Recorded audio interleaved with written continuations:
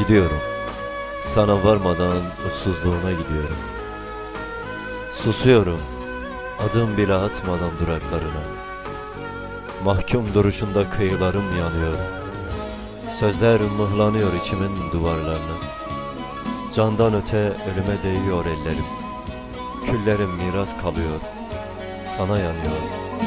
Sana yanıyor.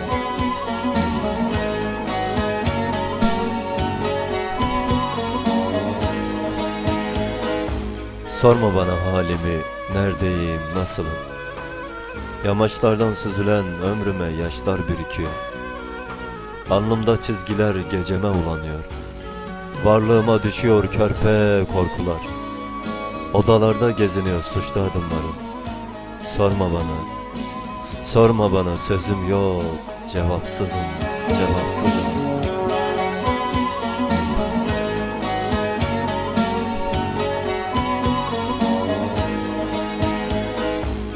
Bir ses tutuyor yaka paça omzumu. Kulaklarımda sonsuz bir ızdırap çınlıyor. Bırakmıyor içime ayrılık zehri. İçiyorum gözlerinden bu gidişi. Bakma bana, yolum yok, yalnızım. Göç vuruyor ömrümü uzak diyarlara. Ellerimde uçsuz bucaksız uçurumlar. Rüzgara kavgalı yüzümde silinmez o yara. Kanadıkça acıyor, derinimde son buluyor. Sakin uçurumlarımın en hırçınına düştüm. Senden dönen tüm sözlere beni gömdü. Lügatıma sürüldü tüm yasak sözler. İçime sızdı ne kadar yara varsa. Ağlama, ağlama, gücüm yok, dermansızım.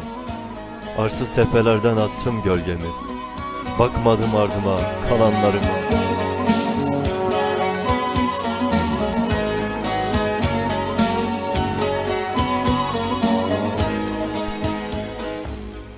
Sen de ömrümün tüm kışlarına üşüdün. Gece kabuslarına vurdum adını. Duvarlara çarptı kan rengi hüzün. Sorma bana, sorma bana, adım yok, öyküsüzüm. Haramiler çaldı ayrılıktan alacağım payı. Başımda gece suskunu avaze baykuşlar. Dilimi bağlıyor cebi delik düşler. Acısı yakıyor boğazımı. Küllerim çürük.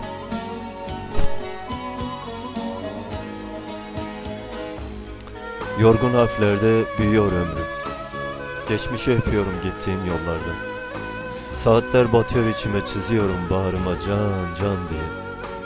Duvarlara siniyor öfkemin resmi. Yollara vuruyor yorgun ayaklarım. Susma bana, sözüm yok, haksızım.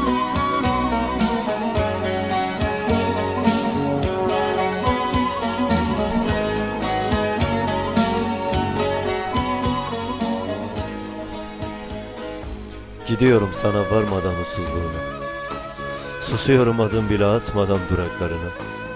Mahkum duruşunda kıyılarım yanıyor. Sözler mıhlanıyor içimin duvarlarına. Candan öte ölüme değiyor ellerim. Küllerim miras kalıyor sana. Yanıyor, yanadıkça kanıyor.